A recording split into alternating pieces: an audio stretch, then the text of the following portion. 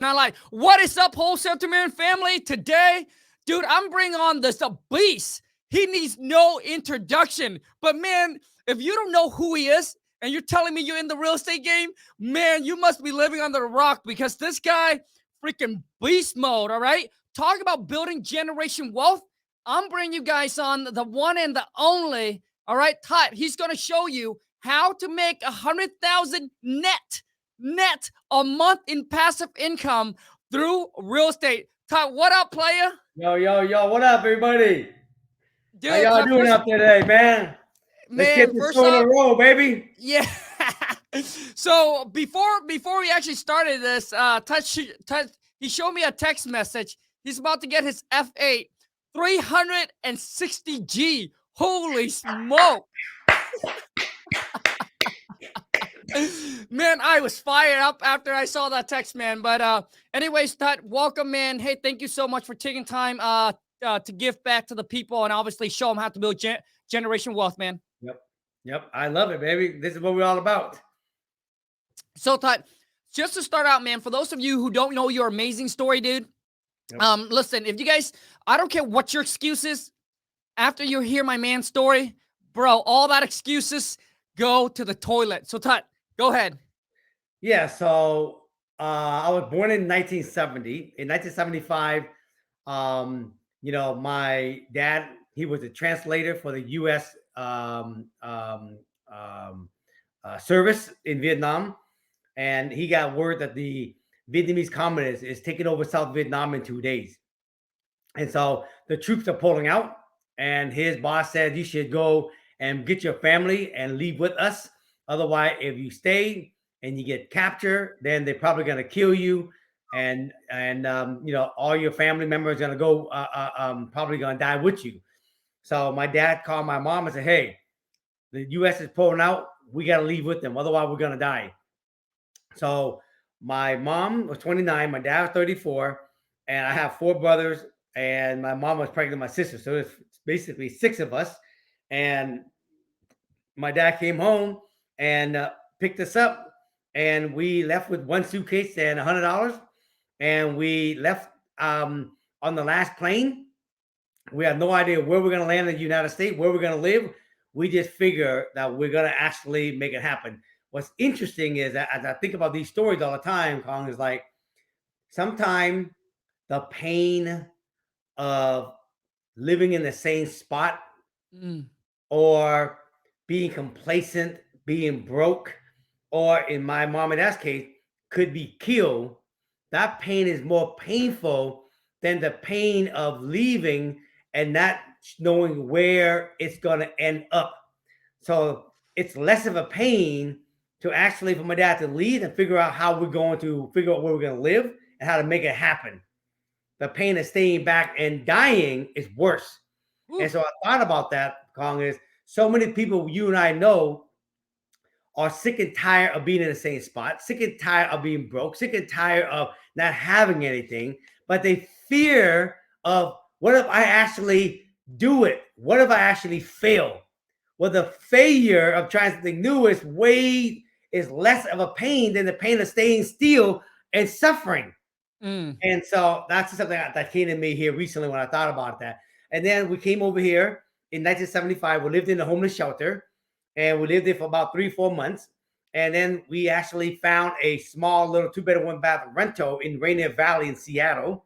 And my dad made it work. He was a social worker, and my mom worked at a factory, and they worked pretty much, 50 hours a week to just help, take care of the kids. And again, here's another thought that came to me. How much our parent is willing to go and sacrifice for themselves and their kids to actually make it happen. I always ask people, how much are you sacrificing truly for yourself or your kids or the next generation coming up? And if you're not sacrificing like how my mom and dad sacrificed, then really, how bad do you really want it? Or you just complaining to complain? Man, so good. So, I mean, I think, with the whole immigrant, my family, we came over here when I was 9. Yeah. And I think a lot of immigrant, we grew up with that work ethic. Mhm. I mean, I remember how back then, how poor we were. So when we came over here, making $6 an hour to us, It's that's a good. lot. It's Yeah, a that blessing. was that was really good. So my mom and dad, they do anything. They do anything and everything. Right. Clean toilet, be a janitor, work for rest. Like they work a lot for Right. because to them, like the money that comes in, it's just way more what that they compare when we're back in our country. That's right. And for people here in America now, especially they get picky. They're like, "Oh, I don't want to do that. I don't want to do this. I'm Yeah. too good." Yeah. And they stay at home and get Yeah. Give me the check. stimulus check. Yeah. No, I'll tell you, I thought about this a lot too. Kong is the United States people are spoiled Mm, and they're soft, especially the kids coming up. They don't understand the value of money. mm, They don't have the grit in them. Um, they're the United States or the parents are making the kids not learning on their own and making them what I call soft, spoil, and again, no grit. And this is mm, why I'm a big advocate on not making it easy for my kids. I don't want to hand anything to them. My kids already know, and I told this to them out loud. When mommy and daddy pass away, we're not going to give you all of our money. We're going to give you a small percentage of our money. And then the rest of it, we're going to take the money and we're probably going to create some kind of a, good charitable thing where we can make a difference to the world. wow. So if you don't find a way how to make money by the time I'm dead, Russell Hudson, you don't deserve my money anyways. And so I don't want to make it easy for them because, again, I want them to learn how to fish versus waiting for the fish to be handed to them. And I think most of the kids in the United States these days, right, who had it easy than others, their parents are handing them the fish, so they have no reason to get up and go do something at Oof. all. Man, bro, 100% agree, man. And for those of you who don't really know man, I get a chance to spend with him when we're in California, just that short 1 hour, 1.5 hour walk that we did. Uh, my wife, what she loves, and me too. What I love about your business model, Todd, bro, is just simplicity. Simple. Because I know that you have been through so much, Yes. and a lot of people have never gone through enough to That's right. understand what it is. That's right. So, That's man, right. I love the simplicity. Him is all about building a lean, mean machine. That's It's all it. about profit, baby. That's it. Profit. Profit, profit, profit. And a lot of you don't understand. Sometimes bigger is not always better because No. it all really comes down to how much money you actually take home. I'm a big believer now after doing this for 30 plus years. There is value in time. There is value in um, peace of mind. There's value in balance, right? And there's value in making money. People there might be people out there that make $5 million a year. Let's use that number for example. But their schedule is they're always on the road. Mm. They're never with their family. They're never with their kids. They don't work out. They don't meditate, right? They grind basically all their life to make money, but then there's no balance. And then they have a big staff. They have big overhead, right? My overhead is zero. My office is my house, you guys. This is my house, right? This is my office. This is inside my house, and this is my office. Right? I do all my work right here. That's it. Okay. And my house is free and clear. And I have me, my wife, one assistant, and one social media person. That's my whole entire operation. And I buy single family home. I build townhouses. I build apartment building, all basically on this simple way. And I do all my social media, Somebody asked me the other day, Khang, on a panel, how big is your social media team? How much money do you spend? Then I said, my social media team is me, Loren, and the cell phone. Everything is done up. I shoot on the cell phone and we edit on the cell phone. And then the budget is $0. Oh, you guys, listen, when I first, when I first got into the game of, entrepreneurship, especially getting into the whole real estate game, man, I always thought, being busy is important. Being busy means that you make a lot of money. That's right. So when I got into the whole fix and flip game, man, because of my mentor. So I got a mentor, dude. He was exactly what you said, but I guess he was constantly on the phone, working all the time, doing a bunch of deals and things like that.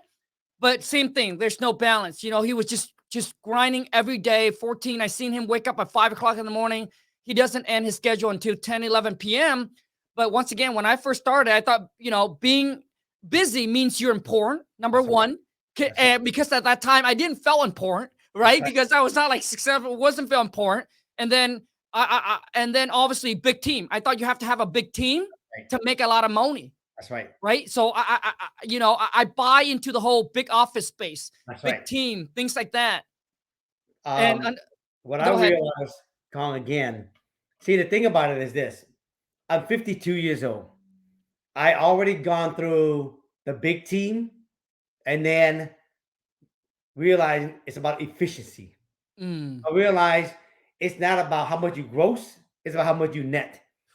So you notice that it's only the people who are older who already gone through it and realize that. The problem is so many people that's coming up today are young. And what happened, they get caught seeing when they go to seminar, there's other young guys doing 5 million and they all quote their gross. Some of them quote their gross sales they did. Oh yeah, we bought $60 million, $50 million worth of property. If I was quoting my sale, just a part of my apartment building that I do, it'd be $200 million in sale. But this because it's the sales, like real estate agent like to quote sales, and then the next thing they like to quote is quote gross, but no one quote net, right? So what I would say to all the people listening is, if you're gonna find a mentor, find a main mentor that where you want to be at 20, 30 years from now. Because then that's the mentor you want to see, that's the lifestyle you want to have and you want to emanate. And then find a mentor that has ideas and structure and system how to get you there, that is efficient, profitable is the key. So I like to share my life to show people I can make a lot of money, I can have a small team, and I can kill it. Okay. And then the question is, who you want also have the mentor on your way there. To me, I'm not a big believer on flipping houses to earn income. I would rather have someone, if someone had a deal where it takes, you can make 50 grand on the 60 grand on the flip, right? Or you can wholesale it for 30, 35, take the wholesale fee. If you're going to actually pick up a hammer and flip anything, it should be something you're going to fix and hold. And then if not, wholesale all of it. And then if it's a good deal and you're going to rehab to hold. That's the only time you should flip and rehab. Otherwise, you're just taking too much risk for not enough money, and it take up mental space. Woo, man! You guys, honestly, this is coming from the bottom of my heart. I wish I would have discovered Thach when I first started my real estate journey. It would have saved me freaking 4 years of headaches and stress. Where I almost lost everything. Right. So what Thach just said right there, man, is so gold. Because I think a lot of you that's trying to get into the game, like, you basically don't have the laser focus on what you need to do to actually build wealth. So Thach, let's get into, so for those that are starting out, how do they start building that passive income to get to that 6-figure plus a month net, bro? Net. So, I'm not talking about gross, all right? I'm talking about 100 G's coming in every single month into your mailbox where you don't have to do anything. This is the man. so first of all, you have to start off with the end game. You got to start with the end in mind. Okay. I'm gonna just write down this, Khang, and then you can post this for them. On this roadmap to wealth, the first thing is you got to learn about how to find deals, how to evaluate it. Okay. And if you don't have money, you wholesale all that. Okay. You got to learn the knowledge of real estate, how to find deals, how to find the good deal you're going to keep, how to evaluate. And if you don't have the money, you wholesale. Once you learn it, you got to take consistent action, because knowledge without action is empty. Once you take action and you learn how to find good deal where you can get 10, 20, 30% margin after, you rehab it. At the beginning, you wholesale, you stack your money. Okay? Because you got to get money to buy. Now, once you got money, you still will find those same deals. Now you got credit, you got income. Now you start to phase one, accumulate the number of property you need. Okay. And then I'm going to talk about that in a minute. And then after you get enough property, then the second stage of owner rental is you pay it off. Okay. Now, I always tell people, this is what someone taught me. You got to have a destination where you're going. If you have no destination, then you're going to always be chasing after the next shiny object. Oh, yeah, I want to do some of that. Oh, yeah, I'm going to do some of that. Because the end game, everybody, here's this. Nobody want rental to own rental. People want to own rental so they can have passive income, because passive income is what's going to give them more of what they want to experience in life. So nobody want rental to own rental. Nobody want passive income to have passive income. What they want is they want rental and passive income so it can give them more of what they want to do if they didn't have to work, which is spend more time with your family when they're still alive. I saw the picture you posted about your dad, right? My dad passed away from cancer. And when I had the money, right, I used to take my mom and dad on an annual trip with all my brother and sister, all expense paid by me.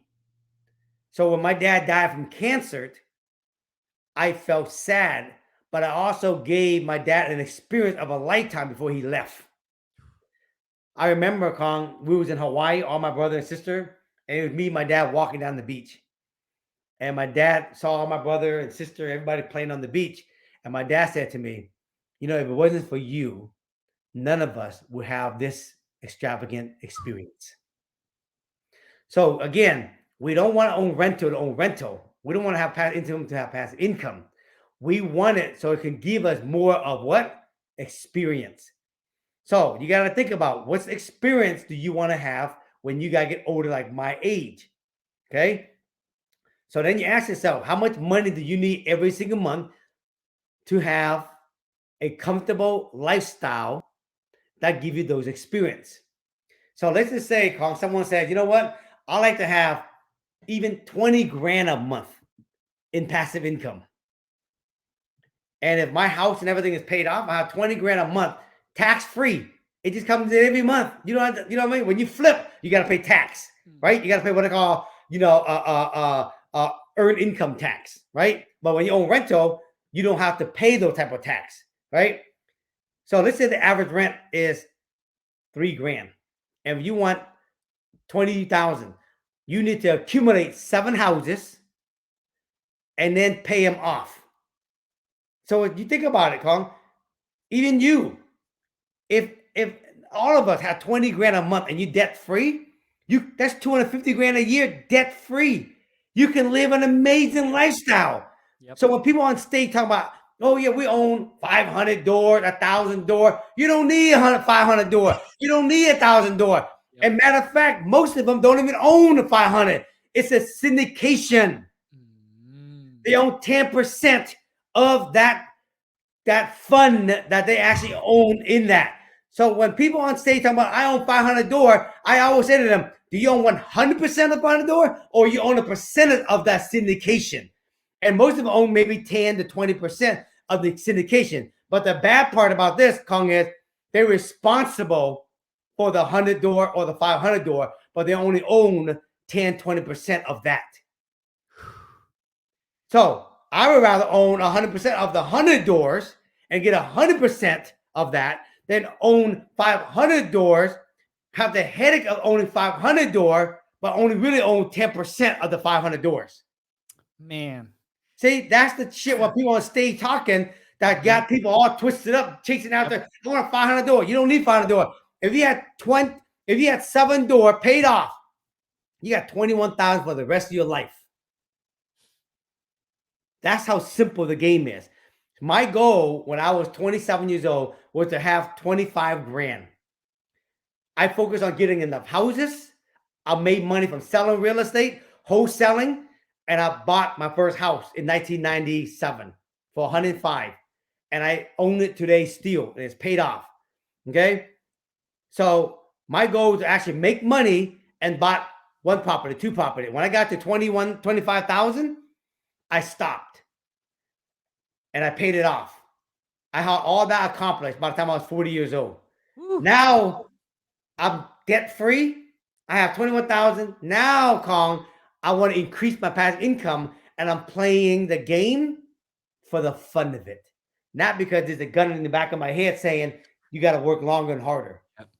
So from the point of 25 and above till the 100,000, it came even faster. You know why? Because we're not attached. Because we're having fun. We're playing Monopoly for the fun of playing Monopoly. So the first stage, everybody, is figure out how many doors you need to live a comfortable life. What's your average rent? Focus on accumulating the number of doors. Get it paid off so you can get out of the rat race. That's the whole key, is to get out of the rat race so you can have more experience. And then if you want to do more after that, do it after it's paid off. Then go do more. Because if you do that, you can have abundance, you can have balance, you can have peace of mind, and you can have time. You got, man, once again, I honestly wish that when I first started, man, I heard these, like, I heard what Thach just said. You know, when I first come out, same thing, Thach, I was chasing numbers of doors. Yeah. I wasn't focused on the paying off. I wasn't focused on net, because it sounds sexy to say, hey, I own 100 rentals. I own 500 rentals. Hey, that's the same thing, Khang, what you and I were talking about. It looks sexy to flex that you're rich or you look rich, right? But you're still poor. Yep. Man, you see, until you start surrounding yourself, so for example, I paid $25,000 to go to this real estate mastermind, and in there, some of the guys and gals, right? They do a lot of deals, they own a lot of rentals, but exactly what Thach just said, dude. And I would never know this, Thach, if I wasn't in the group, because when you're in it, the goal is everyone to be transparent, right? That's right. So yes, there are still ego flying around. But the goal is to be transparent so that way the group can help you out. Right. And I got to tell you one thing. If I wasn't in this mastermind, I would have been the guy, right, with the ego. I want to chase the number of deals. Like, I wasn't even focused on profit anymore. No. It's insane. Yeah. Because you want to go around, you want to be able to flex and say, I own 100, I own 200. Because I'm like, oh, well, that guy and gal own 200 or 500 rentals. What the heck? I only own 10. But you just don't know. Your 10 could be more profitable than their 100. Because they don't leverage.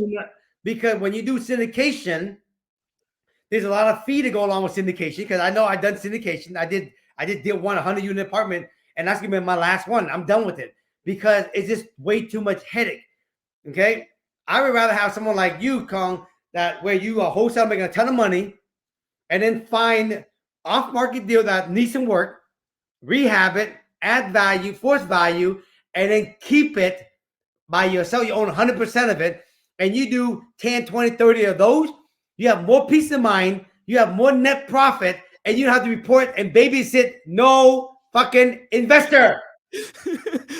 And you guys, let me tell you, okay, that 1.5 hours that I spent with Tut walking on the beach and listening to his business plan and and everything that he is going down and how simple he keep his life is, until you go through the pain, you will never understand. So when I look back, when I went through that pain where I'm almost lost everything, and Tut just said, dude, I keep it simple, peace of mind. And I tell you, bro, there's no price to that peace of mind, being able to go to sleep, wake up, and knowing that you own. So that's why my wife and I, after the conversation, we went back and she was like, that's exactly I want my business model to be, Khang. I don't want to own a bunch. I want to own them, pay them off, right? Have that peace of mind, getting that passive income coming in, and just being able to, it all comes down to, once again, is profitability. Most of the people you're going to see on stage at all these seminars are all younger guys who is all there to try to beat the other guy who had more doors.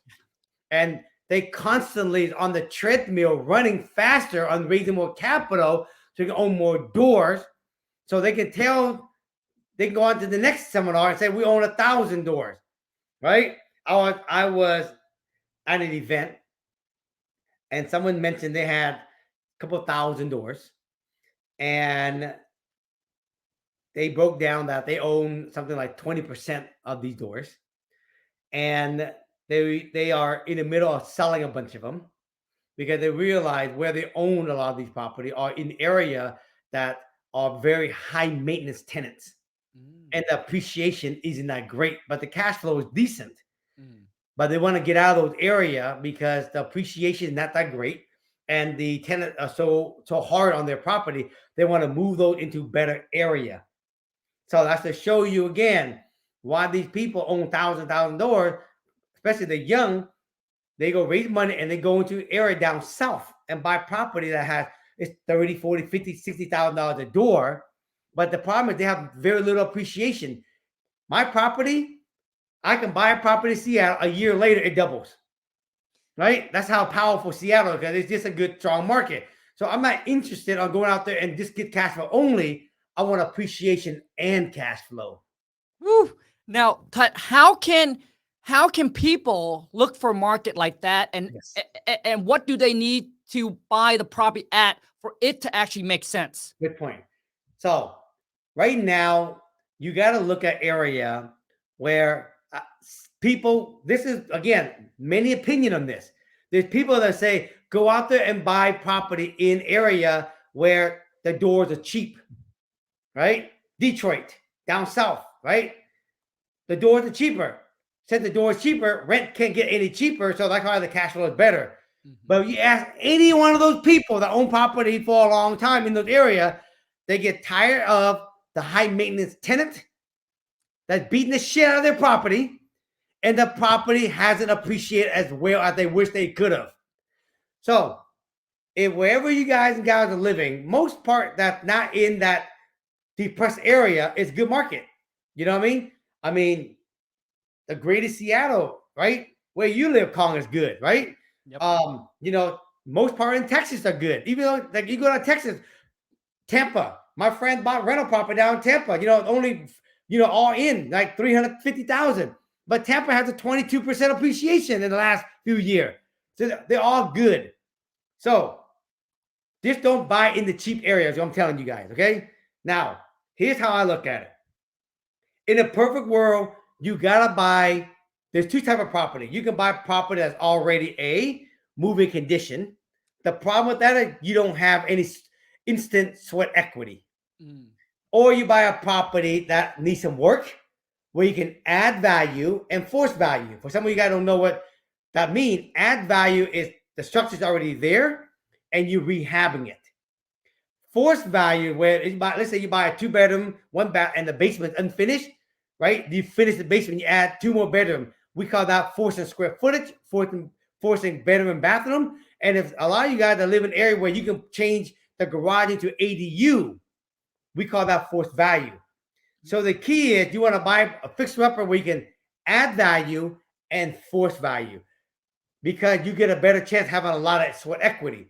So in my opinion, if you buy a property, you add value and force value. Let's say you buy a property for $300,000 and you add value and force value, which is rehab and add more better value. Let's say it costs you $150,000. So you're in it for $450,000. But you can sell that property for 30% higher. So purchase price and rehab should be 70% all in of the new ARV. Okay. But the ARV has to be a property where you can add value and force value. So by the time you're done, you can have 30% equity. And that's the key, because if you do that, the bank will give you 70% loan to value or 75% loan to value of the ARV. You will always get your down payment and rehab money back. And you can finance the deal with basically no money in, but you still got 30% equity for the bank to give you the loan. You take that money, you repeat the process. That's what we call it, the true Burr model. And the true Thach Burr model is 30% equity. You leave the equity in the deal. You take your down payment and your rehab money back out. You repeat and repeat all over. You still make money wholesaling to keep the money coming through the front door, people, but go find deal where you can add value and force value. Buy in the area where you can have appreciation and cash flow. You do that, people, and stay on course for the next 10 to 20 years. You will have more money you can spend or save, and you have abundance, you have balance, you have peace of mind, and you have your time. As I turned 52 years old, Khang, I realized this. I have a higher understanding and have more value on time, peace of mind, and the most important thing is simplicity now. Man, you know, when I watch all your video, man, here is how you know this guy's a freaking pro. He bought $600,000-$700,000 old house, and he just knew what he can do. Like, okay, you got to understand, like, real estate investors, we know is we buy a property, all right? You go in, you renovate it, you fix it up. That's one thing. But man, to get to the next level, like Cut, you already know he's been in the game for too long. He knew that he can buy the property, he tear that thing down, and then how he went into his subdivide and he built what 7 or 8. Like that's when you know, man, you're at the next level. And because a lot of investors that are new to the game, we won't be able to see these kind of deals unless you're hanging around with someone like Cut that understands and know exactly how to do that. And it takes time to get there. You can't crawl and expect to sprint overnight. I recommend that if you just start in real estate, learn how to find off-market deal that need work, know how to evaluate, and just wholesale the shit out of it. Don't bother even rehabbing it, because it's going to distract you from finding more deal. Because the moment you find a deal, you're going to flip.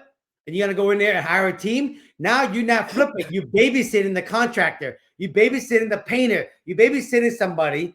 And all you want to do is flip it to take cash. If you can get 35 now or 55 in 90 days, why not take the 35 now? Because all you want the cash anyways. Yep.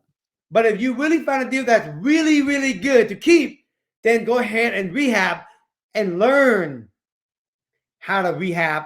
Babysit, but at least it's worthwhile doing it. But don't go babysitting contractors just so you can do it, so you can flip the deal. You just throw away all that time. But if you're going to keep it, it's worth the headache and the time on building the team to rehab. Makes sense. Just rehab, just wholesale, take the cash, find deal. Because in the process of you out on the journey finding deal, you got to understand zoning. You got to understand what the next level. You play that for a while, then you understand the next level, and then the next level. It just come. Be patient. Enjoy the journey. Love it. So, I get this question asked all the time, and people that say, hey, I have 10, 20, 30,000. Yes. What should I start doing? A lot of them always ask me, hey, I want to jump in and want to buy some rental property. Yep. What's your take on that? Yes. Now, again, it depends where you live. In Seattle with $30,000, right? Even where Khang live, right? You don't even have enough for a down payment. Okay. However, if your area, the price point is low, like Tampa, for example, price point over there, a finished product, let's call it 350. If you never own a property, you can put down 3.5%. 3.5% of 300,000 is about 10 grand, right? And if you can actually find a duplex, a single family with 3-4 bedroom, or a duplex, triplex, fourplex, say you're gonna live in it, and then put down 3.5% down in those market, and then you house hack. You rent the bedrooms or you rent the units. And if you did that, it should cover most of your mortgage, so you don't have to pay anything. But you invested in a property with 3.5% down. I did this here, Khang. You like this? Yeah. This is why I love real estate. If you had $100,000 and you put it in stock, Yep. $100,000, I'll give you $100,000 stock. You had $100,000, you put down 20% on a $500,000 house. So you have a $500,000 asset, not a $100,000 investment. Ooh, yes. If it doubles in 10 years, Yep. the stock goes to 100,000, 200,000. But for real estate, it doubles in 10 years. It doesn't double in the 100,000 you invest. It doubles in the value you have. So that $500,000 real estate will double to $1 million. So my $100,000, I will get 900,000 equity, where the stock only give me 100,000 equity. This is why you want to own rental property, folks. Okay, man. So I know your time is valuable, and I know you teaches people to do this, man. You're all over social media. Now, for those that wants to follow you, how can they reach out to you, man? Yeah, if you go to my Instagram handle, it's just my name, Thach, Thach, and my last name is Nguyen, just Thach Nguyen. And Todd, I also know that you also have trainings for people that want to learn how to do this, right? So where? Because I get people ask me all the time, hey, Khang, you know, I want to buy rental property, right? I want to get into building generation wealth, man.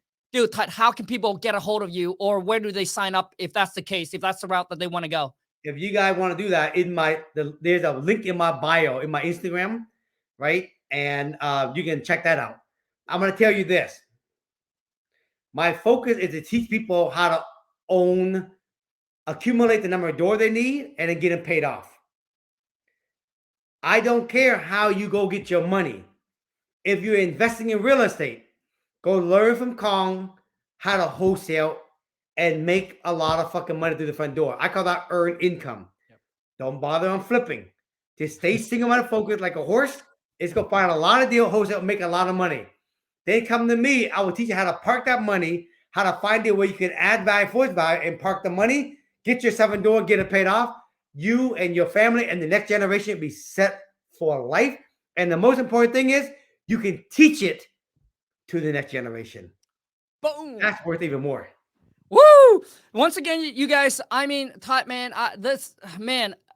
talking about real, like, there's no more real than this dude. All right. So once again, for those of you, if you want to get into buying rental property, if you want to build generation wealth, all right, I highly recommend that you should go check Todd out, man. He keep it simple. And to me is that I've seen a ton of his students gotten ton of results from it. So go check it out. But Todd, any last word that you want to say, man? Because I do want to say thank you so much for taking your precious time to jump on and dropping some bomb for my audience, man. Yeah. I want to say this, you guys. On top of, I just don't preach about owning property. I'm 52 years old now, and I realize what wealth really means now. Wealth to me isn't about just owning rental. Wealth to me now, Khang, is own your mindset. Own your choices. Own your relationship with yourself, to your spouse, to your kids, to the people around you. Own your health. Own your well-being. Own your choices. Own your life. So ultimately, you can own your results. So I'm about owning everything, not just owning real estate. And that's what you call true wealth, you guys. Ain't no point making a lot of money and then you don't own relationship with your kids and your family. To me, that's a broke man walking around with money in his pocket, driving expensive cars. But if you can own real estate, own your money, own your choice, own your mindset, own your responsibility, then you are a true wealthy man, well-rounded. That's what I'm all about. being well-rounded. That's my wisdom for you guys today. Love it, Thach, man. Very well said. Because I've seen a lot of entrepreneur going down that whole route where they got so busy, they let the health go, their family goes, everything goes. The only thing that they got is that money, but then the money is worthless when everything else goes. So thank you so much, Thach, for being on here, for dropping that bomb. Once again, you guys, if you haven't followed this man, gosh damn it, go give him a follow, because I'm telling you, if you want to get rich is a level, but wealthy, my friend, is a whole different level. Yep. Yeah. Thach, thank you so much for your time, man. Truly appreciate it. Take Peace care, out, bro. everybody.